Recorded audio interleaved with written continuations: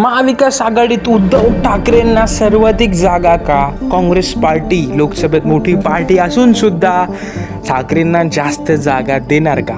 महाराष्ट्रामध्ये काउंटडाऊन सुरू झालं निवडणुकींचं आणि आता महाविकास आघाडी करून तातडीने बैठका घेण्यात येत आहेत आणि जागा वाटपांचं धोरण काय असेल, कोणत्या मतदारसंघामध्ये कोण ती जागा लढवणार, महाविकास आघाडीतर्फे कोणत्याही प्रकारची अडचण विधानसभेत त्यांना होऊ नये, त्यामुळे ती एक मोठं जबाबदारी जे आहे ते शरद पवार उचलताना दिसत आहेत. मात्र फॉर्म्युला जवळपास सेट झालेला आहे. मित्रपक्षसुद्धा आहेत महाविकास आघाडीत, त्यामुळे त्यांच्या कोठ्यातून जागा म्हणजे दोन पक्षाच्या कोठ्यातून मित्रपक्षांना जागा सुटणार आहेत. काँग्रेस आणि उद्धव ठाकरेंच्या ज्या जागा असतील त्याच्यातूनच मित्रपक्षांना जागा जातील. मात्र नेमक्या तिघा पक्षांनी किती जागा घेणार आहेत ते सर्वात महत्त्वाचं म्हणजे शरद पवार यांनी सुरुवातीला सांगितलं होतं की आम्ही सुद्धा 100 जागा लढवू किमान.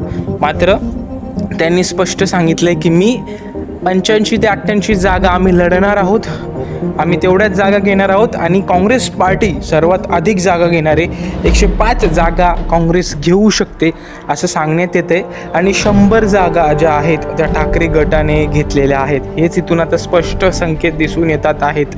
उद्धव ठाकरे यांनी स्पष्ट केलं होतं की मुख्यमंत्रीचा चेहरा तुम्ही द्या. मात्र काँग्रेस आणि शरद पवार पक्षाची त्यावर नाराजी होती की असं आपण केलं नाही पाहिजे, आपण मुख्यमंत्री चेहरा निवडणुकींमध्ये उतरू आणि निवडणुका जिंकू आणि सत्तेत आल्यानंतर ठरवू की मुख्यमंत्री कोण असेल.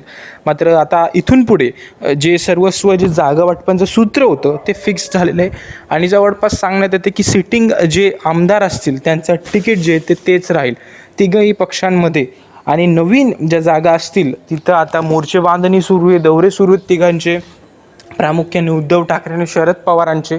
आता येणारा काळ महाविकास आघाडीसाठी लोकसभेसारखा असेल का विधानसभेमध्ये महायुतीकडून त्यांना पराभवाचा सामना करावा लागेल हेच बघायचं आहे.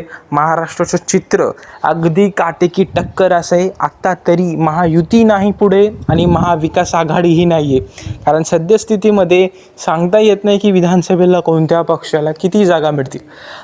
हे मात्र खरं आहे की यंदा महायुतीचं वारं नाही आहे पूर्णपणे, नाही असं इथून दिसतंय की एका पक्षाची मोठ्या प्रमाणावर ताकद आहे. नाही, यंदाची निवडणूक अटीतटीची असणार आहे.